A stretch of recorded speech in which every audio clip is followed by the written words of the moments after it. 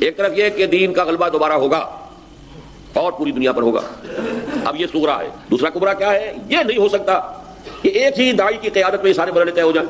اب اس صغرا کبرا کو جوڑیں گے تو کیا نتیجہ نکلے گا؟ لہذا اب ایک ہی صورت رہ جاتی ہے، یعنی یہ کہ یہ مہم مرحلے وار سر ہو اور پے بپے یکے بعد دیگرے ایسی تحریکیں اٹھیں جو اس کام کو درجہ بدرجہ بالکل اسی طرح آگے بڑھائیں جس طرح کا نقشہ سورۃ الانشقاق کی آیت نمبر 19 میں سامنے آتا ہے، یعنی لترکبن طبقا عن طبق، تم لازماً ترقی کرو گے درجہ بدرجہ یا ایک سیڑھی سے ایک سیڑھی کر کے.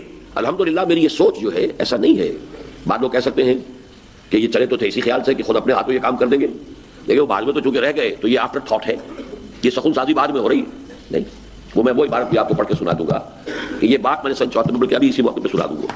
اب اس کو میں اس کا پیرا پڑھ کے سنا رہا ہوں آپ کو. اور یہ سن 74 کے رمضان مبارک میں نے بحالت اعتکاف لکھی تھی یہ تحریر.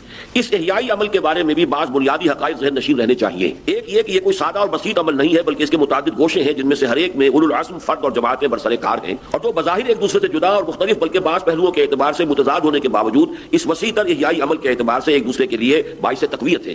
کہ یہ احیائی عمل جو ہے یہ کئی اس کے محاذ ہیں، کئی پہلو ہیں، کوئی ایک نہیں ہے. یعنی آدمی عام طور پہ یہ سمجھتا ہے کہ انا ولا غیری، بس ہم ہی کام کر رہے ہیں اور تو کوئی کر ہی نہیں رہا. یہ تو ہم ہی کو سوجا ہے، کسی اور کو تو سوجا ہی نہیں تھا. اس دونوں اعتبار سے، ٹائم اینڈ اسپیس دونوں کے اعتبار سے ان حماقتوں سے نکلنا چاہیے. یہ محدودیت ہوتی ہے، اپنی انانیت کی محدودیت، انا ولا غیری نہیں. یہ تو تسلسل ہے بھائی، تاریخی تسلسل ہے، چلا آ رہا ہے. ہم سے پہلے انہوں نے کوشش کی، ہم سے پہلے انہوں نے کوشش کی، انہوں نے ایک سیڑھی آگے بڑھا دیا، اب وہ دوسروں نے پھر اور ایک اور سیڑھی چڑھا دیا، ہم نے ایک سیڑھی اور آگے کر دیا، لیکن ابھی ایک پایہ تکمیل کو نہیں پہنچا، اگلی نسل میں اور سیڑھی چڑھے گا. ایک تو یہ زمانی اعتبار سے، ایک مکانی اعتبار سے کہ ہم ہی ہم نہیں ہیں، اور بھی ہیں، اور لوگ بھی کام کر رہے ہیں. ریختہ کے ایک تمید استاد نہیں ہو غالب، غالباً یہی لفظ ہے، سنتے ہیں اگلے زمانے میں کوئی میر بھی تھا. اور دوسرے یہ کہ اسلام کی نشأت ثانیہ اور ملت اسلامی کی تجدید کا یہ کام 10-20 برس میں مکمل ہونے والا نہیں ہے، بلکہ لترکبن طبقا عن طبق کے مصداق درجہ بدرجہ بہت سے مراتب و مراحل سے گزر کر ہی پایہ تکمیل کو پہنچے گا. لہذا اس ارتقائی عمل کا ہر درجہ اپنی جگہ اہمیت کا حامل ہے، اور چاہے بعد کے مراحل سے گزر کر پہلوں کا کام بہت حقیر بلکہ کسی قدر غلط بھی نظر آئے، اپنے اپنے دور کے اعتبار سے اس کی اہمیت و وقت سے بالکل یہ انکار ممکن نہیں ہے. جس کو آپ انگریزی میں کہتے ہیں hope for the best but be prepared for the worst.